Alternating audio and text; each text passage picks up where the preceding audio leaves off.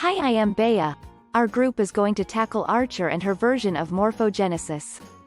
The flow of our discussion starts with an introduction of what are the different social theories that Margaret Archer critiqued and which ones she drew inspiration from in order for her to develop her framework. It is followed by Cholo's discussion of Roy Bhaskar's TMSA, and then Grace will discuss Archer's morphogenesis versus morphostasis. And then, I will end with a real-life application.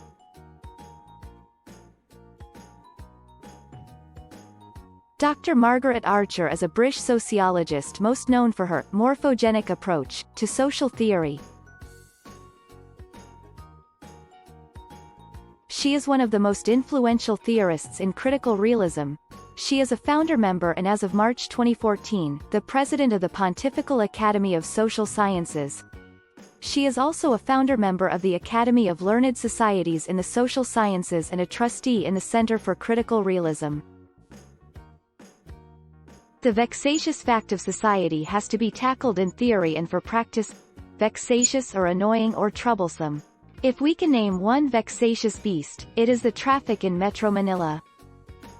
It is super annoying, and could even cause health issues to some due to stress.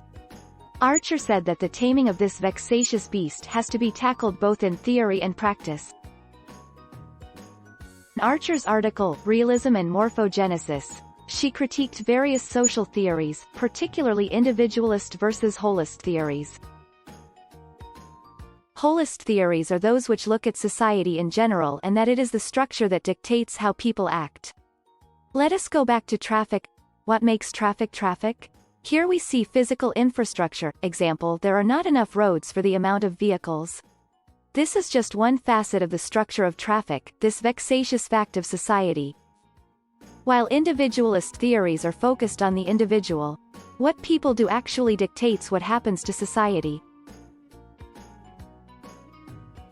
Back to the traffic issue. Because people are not disciplined on the road and there is generally no basic courtesy, the traffic problem exists. Based on this oversimplified example, you probably would think that neither theory, holist or individualistic, could actually stand on its own and that both the lack of roads and the lack of discipline are causing the vexatious traffic.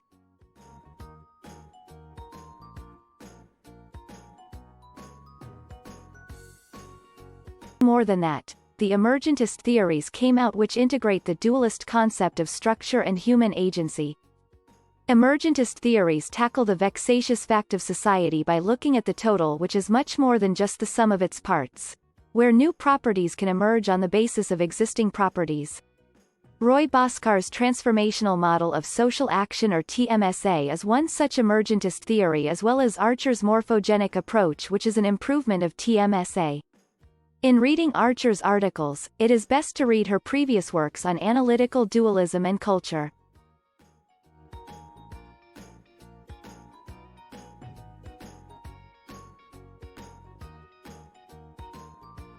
Let us try to understand what TMSA is. The transformational model of social action is one of the approaches in critical realism and is represented by three aspects of the social, which are human agency, social structure, and the relationship between them. TMSA suggests that human agency and social structure are bound by a recursively shaping relationship, and that the reproduction and transformation of social structure is an unintentional effect of human action. Before we go deeper, let us try to understand some key concepts first. First is agency or human agency. This is the essence of humanness. This is the capacity to act independently and to make free choices. Second is social structure. This resembles rules and resources that shape our behavior and produce regularities that we see. An example Archer gave on page 359 is beliefs or language are social structures, and this social structure is always ready-made. It pre-exists people. Borrowing the words of Dr. Ben,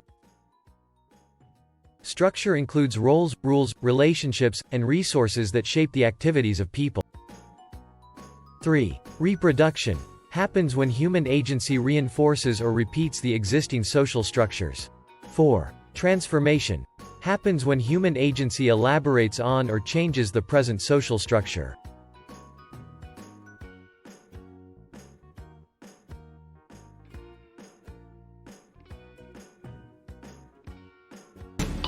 To answer that question, we set up a hidden camera experiment to see if this woman would stand up at the sound of this tone, simply because everyone else is.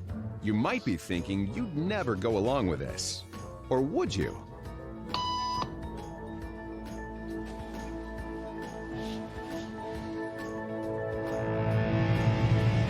After just 3 beeps, and without knowing why she's doing it, this woman is now conforming perfectly to the group. But what happens if we take the group away? Elaine, please.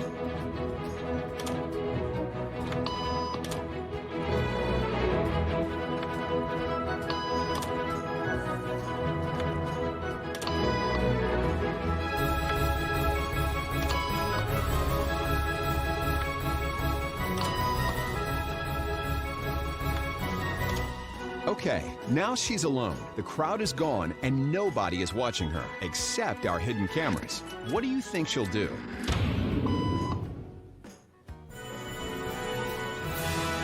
She's now conforming to the rules of the group without them even being there. Now, watch what happens when we introduce another outsider who doesn't know the rules. Have a seat and they'll be out in just a couple minutes. Great, thanks so much.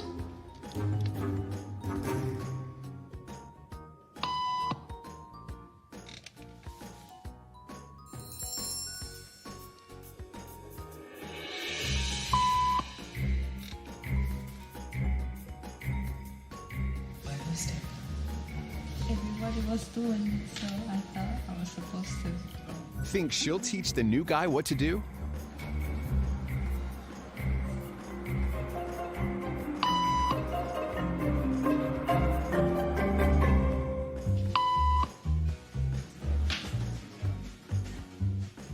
We kept the cameras rolling as more unsuspecting patients arrived.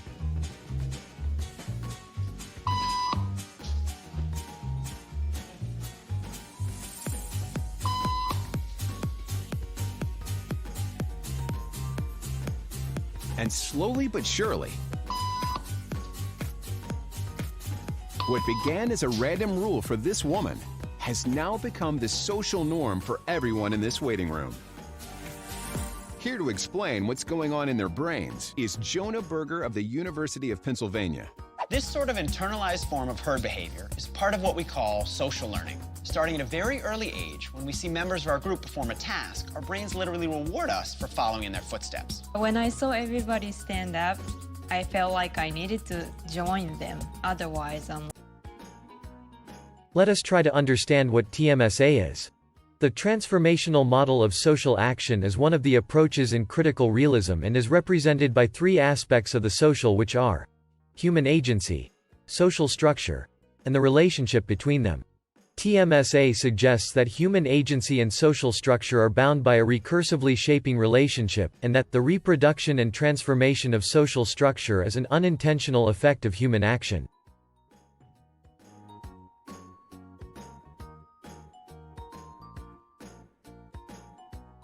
This discussion would focus on key concepts that will help us better understand morphogenesis and morphostasis concept. Later Bea would discuss an actual sample of the application of this framework. Let us first examine the etymology of the word. Morpho, according to Archer, would mean that society does not have a preset form. Depending on people involved, it may morphe in different ways. Genetic would mean that it is formed by agents. It will take final form depending on the how and where the agent will move it.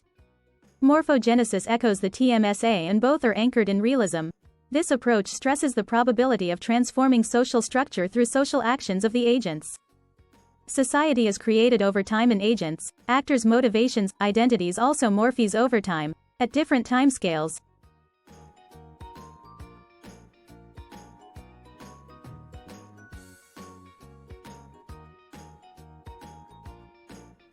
Earlier Bea discussed about the principles of emergence. Where the total, which is much more than just the sum of its parts. Where new properties can emerge on the basis of existing properties. Where previously, structure and agency are kept separate, but Emergentist theories brought them together plus much more. This now led to the development of analytical dualism, which Archer emphasizes the necessity of examining the interplay between structure and agency and also culture and agency. As Archer separated out culture from Boscar's structure, let us discuss culture according to Archer. First off, Archer's idea of culture may be different from ours, which is like a value system. Her imagery of a cultural system is composed of items of intelligibilia, and the logical relations between them. For your information, Archer does not think that culture is homogeneous. The intelligibilia imagery means that there are actually many ideas to choose from. Whatever people will choose, that will shape their behavior. That is what they will embrace. One morphogenic cycle is composed of structural conditioning, social-cultural interaction and structural elaboration. Time has been incorporated as part of the sequential track or phase. Time has been incorporated as part of the morphogenic cycle. The basic morphogenesis is composed of 3 phases. In phase 1, structural conditioning is preconditioning. The current state is a result of the previous or past. It involves the structural and cultural contexts of the individuals involved, like in the waiting room example. The precondition was people were standing upon hearing the bell. In phase 2 is socio-cultural interaction. T2-T3 period is where prior structures are gradually transformed and new ones are developed. Going back to our example earlier, in the waiting room when the new patient that came in and tried to ask details why the girl was standing at the sound of the beep. At this point in consideration of the scenario he now has 2 choices. First is to follow or second ignore the bell and not follow and create a new norm. At this point we can see that people actions can change in the socio-cultural interaction. During this stage we may ask ourselves, to examine the details we may ask question like, what brought about this? Who is responsible? When did it become this way? In phase 3 is structural elaboration or morphogenesis, representing new formation of complex structural and cultural constraint, the formation of a new norm. Structural reproduction or morphostasis. As seen in the earlier video, the man after asking the girl decided to follow what the girl by standing after each sound of the beep is heard as a sample of morphostasis since no transformation or change has transpired.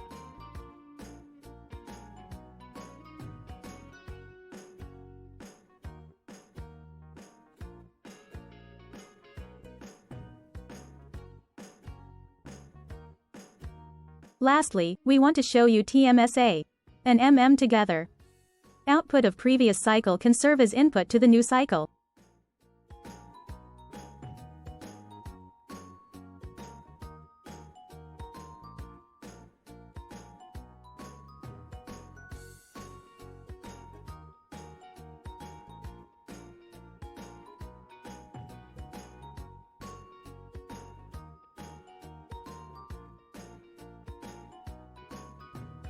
After our attempt to simplify Boscar's TMSA and Archer's morphogenetic for you, here is the simple application. In order for societal transformation to happen, as you can see in our very dynamic dancing triangle here, there has to be an optimal combination of structure, culture and human agency in order for change to happen. The critical realism approach here must compel the action researcher to understand the underlying mechanism for a particular phenomenon.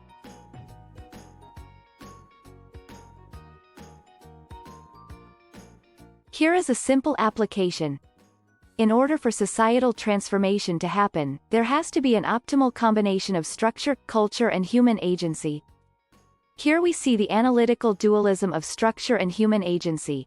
In the upper half with the pre-existing structural conditioning, T1, and of culture and human agency in the lower half with the pre-existing cultural conditioning of T1'. In order to effect morphogenesis or transformation, it is important to consider how human agency will interact both with structure, T2, and culture, T2' in order to effect change. Otherwise, it will revert to reproduction or morphostasis, T3 and T3'. No progress. Otherwise, with an effective social interaction, there will be either a structural morphogenesis, T4, or a cultural morphogenesis, T4'. Let us briefly apply this to Metro Manila traffic. On the upper half, first, let us look at the pre-existing structure, T1.